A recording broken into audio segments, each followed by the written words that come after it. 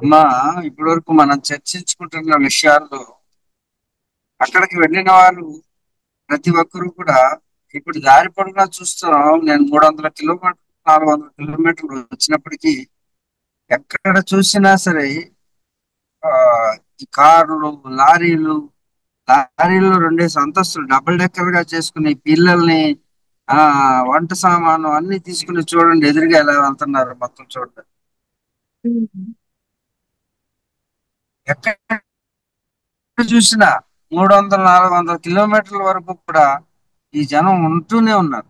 హ్మ్. చాలా జాగ్రత్తగా ప్రయాణం చేయండి, కాన్షియస్ గా ప్రయాణం చేయండి, మత్తు పదార్థాలు సేవించకుండా డ్రైవర్లు ఉండేటట్టు చూసుకోండి. కారు ఉంటే కారు వేసుకుని వస్తున్నారు. అలాగే మోటార్ సైకిల్ ఉంటే మోటార్ సైకిల్ మీద ఆరుగురు ఐదుగురు కూడా వచ్చేస్తున్నారు. చాలా వింత వింతగా ఉన్నది. భక్తి పిచ్చి కాకూడదు. అవును. భక్తి ఉండాలి, అది పిచ్చిగా ముదరకూడదు.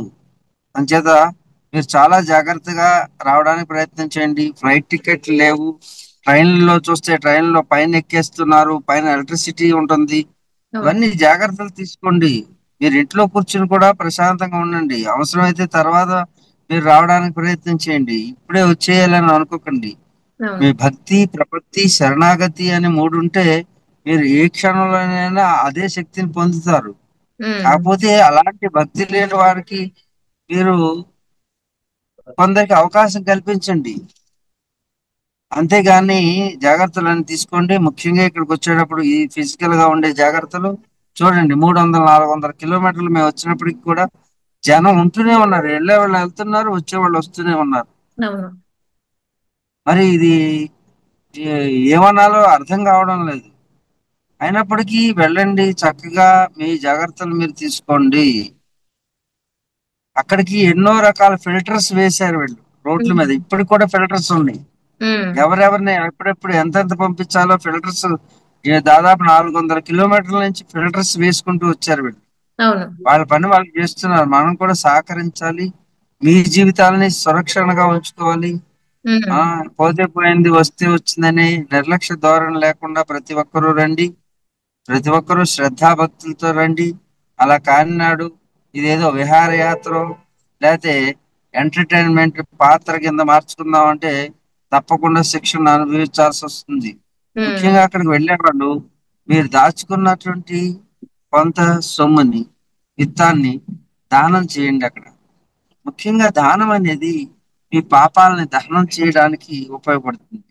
మీరు దానం చేస్తూ ఉంటారు, కానీ బయట లోకంలో దానం చేసేటప్పుడు వాళ్ళు లౌకికమైనటువంటి ఖర్చులు పెడుతుంటారు. మీరు అవును. దానం స్వీకరించినటువంటి వాడు అవును. అలా కాకుండా ఇక్కడ దానం చేయడం వల్ల వీళ్ళు తపస్సు చేసుకునే వాళ్ళు కాబట్టి వాళ్ళు తపస్సుకు ఉపయోగిస్తారు.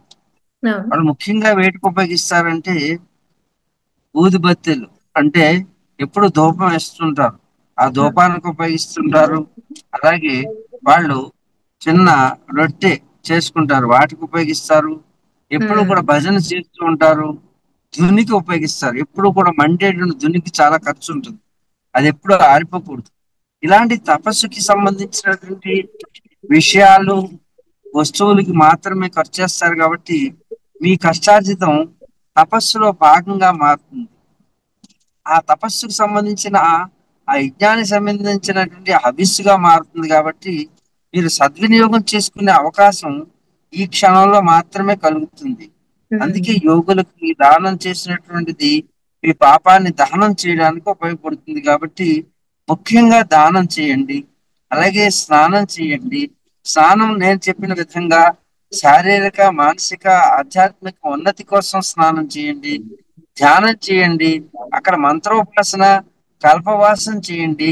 అవసరమైతే వెళ్ళి వెళ్ళాం కదా, ములిగాం కదా, వచ్చాం కదా అని కాకుండా మీరు మునిగే ముందు పవిత్రంగా స్నానం చేయండి. అంటే హ్మ్. ముందుగానే స్నానం చేయాలి. మీరు ఎంచుకున్నటువంటి ఎక్కడైతే మీరు వసతి ఏర్పాటు చేసుకున్నారో ఆ వసతిలో తల అంటుకుని స్నానం చేసి తర్వాత మాత్రమే గంగని త్రివేణి సంగమంలో మునగడానికి ప్రయత్నం చేయండి. చాలా మంది వారం రోజులు ప్రయాణం చేసి ఆ డైరెక్ట్ గా మురికినంతా వెళ్తారు. మురికిని తీసుకొచ్చి పవిత్ర గంగలో కలపడానికి, అలాగే అప్పటి వరకు ఉన్నటువంటి గుడ్డలన్నింటినీ కూడా దాంట్లో వదిలేసి అది ఒక గార్బేజ్ పాయింట్ కింద తయారు చేయకుండా మీరు అన్నిటినీ పవిత్రంగా తక్కువ బట్టలను తీసుకెళ్ళండి. దాన్నే పిండి బయటకు వచ్చిన తర్వాత స్నానం చేసిన తర్వాత మార్పు చేసుకోవడానికి మీకు అతి సమీపంలో మీకు వాళ్ళ వసతులు ఏర్పాటు చేశారు. స్త్రీలకి ఉమ్, పురుషులకి కూడా చక్కటి వసతులు ఉన్నాయి. అలాగే మీరు శౌచానికి వెళ్ళేటప్పుడు ముందుగానే కాలకృత్యాలు తీర్చుకుని స్నానం ఆచరించండి. తలారా స్నానం చేసిన తర్వాత మాత్రమే గంగను పవిత్రంగా ముట్టుకోవాలి. అక్కడ అర్ఘ్యం అవ్వడం మర్చిపోకండి. సూర్యదేవుడికి అర్ఘ్యం అవ్వండి. అలాగే స్నానం ఆచరించేటప్పుడు ఆచమనం చేయండి. ఆచమనం ఎందుకు చేస్తామంటే మంత్రాన్ని ఉపయోగించి లోపల అంతఃశుద్ధి జరిగినప్పుడు ఆత్మశక్తి జాగృతి కావడానికి ఆచమనం చేస్తుంటాం. ఈ ఉమ్, ఆచమన విధిని పాటించండి. అర్ఘ్యాన్ని వదలండి. దానికి ఏదో పెద్ద పెద్ద మంత్రాలు చదవాల్సిన అవసరం లేదు. మీ పితృదేవతలందరికీ కూడా తర్పణాలను సమర్పిస్తున్నట్టుగా భావన చేయండి. మీ చుట్టూ ఉన్నటువంటి శత్రువులకి మిత్రులకి అందరికి కూడా చనిపోయిన వారు ఎవరంటే అలాగే ఈ శత్రువులకి తర్పణాన్ని వదలండి. మీ పితృదేవతలకే కాదు, మీ మిత్రులకే కాదు, మీ శత్రువులకు కూడా. మీ చుట్టూ మీరు పెంచుకున్నటువంటి ఏవైనా భూతాలు అంటే కుక్కలని పశువులు పిల్లులని ఏవైనా. ఇలాంటి ఏమైనా తెచ్చుకున్నట్టయితే గోమాతకు ఒక తర్పణం వదలండి. ఇలా ప్రతి ఒక్క మీరు తలుచుకున్న మీరు చేసే పుణ్య కార్యంలో సకల చరాచర జీవరాశికి మంచి కలగాలని మీరు ఒక తర్పణం వదలండి. సూర్య భగవానుడు ప్రత్యక్ష నారాయణ సూర్య భగవానుడికి తర్పణ ప్రియుడు కాబట్టి తర్పణాన్ని వదలండి. అలాగే మీరు ఒక నమస్కార సమర్పణతోటి భోలేనాథుడి శివుడికి ఒక నమస్కారం చేయండి. పార్వతి పరమేశ్వరులకు నమస్కారం చేసే కనీస సంస్కారాన్ని మీరు ఏర్పాటు చేసుకుని మానసికంగా ఈ విధంగా తయారై ప్రయాగరాజ్కి రండి. ప్రయాగరాజులో గంగా యమున సరస్వతి యొక్క సంగమ స్థానం భావన కేవలం ఆ భౌతికమైనటువంటి జలంలో మునుగుతున్నట్టు కాదు. మీరు సాక్షాత్తు ఉగ్రమ్మల యొక్క ఒడిలో మీరు చేరుతున్నారు. గంగా యమున సరస్వతి ముగ్గురు అమ్మల యొక్క ప్రేమను ఒక్కసారి పొందుతున్నారు.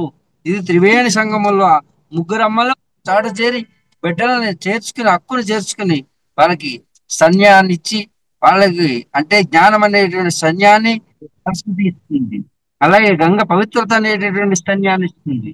అలాగే యమున నీలో ఉన్నటువంటి దోష నివృత్తిని చేయడానికి ప్రయత్నం చేస్తుంది. ఈ ముగ్గురమ్మల యొక్క శిక్షణ ద్వారా మీ శిక్షణను తగ్గించడానికి ఇచ్చే శిక్షణగా మార్చుకుని మీరు ఈ భావనతోటి తల్లి యొక్క స్తన్యాన్ని గ్రోలడానికి వెళ్ళే బిడ్డలాగా మీరు బలపరచడానికి మీ యుక్తిని మీ శక్తిని మీరు పెంచుకునేటువంటి ఒక అవకాశాన్ని కల్పిస్తుంది తల్లి అని భావనతోటి మీరు ఈ యొక్క పవిత్ర క్షేత్రంలో స్నానం ఆచరించాలని ఈ త్రివేణి సంగమంలో ముగ్గురమ్మల యొక్క మూలమైనటువంటి శక్తిని మనం పొందడానికి వెళ్ళేటువంటి ఒక క్షేత్రంగా భావన చేసి ఈ శరీరం అనే క్షేత్రాన్ని అర్థం చేసుకుని ఇది భోగ శరీరం కాదని ఇది ఒక యోగ శరీరం అని గుర్తించి మీరు అక్కడ దానం చేయండి. కాసేపు ధ్యానం చేయండి. తర్వాత స్నానం చేయండి. తదనంతరం మళ్ళా ధ్యానం చేయండి. ఈ విధంగా మీరు దానం చేస్తే అక్కడ ఉన్నటువంటి మహాత్ములందరూ కూడా మీ పాపాన్ని దానం చేయడానికి ఉన్నారని తెలుసుకుని మహాత్ములు దర్శించి మీరే పరమాత్ములుగా మారే ఏకైక అవకాశం ఈ యొక్క ప్రయాగరాజులో మీకు కలగాలని ఆ ప్రత్యక్ష నారాయణుడు అయినటువంటి సూర్య భగవాన్ని అర్థిస్తూ మీ తరపున ప్రార్థిస్తూ ఇంకేమైనా ఉంటే ప్రశ్నలు అడగండి అమ్మ. మరో ప్రశ్న బాబాజీ. అంటే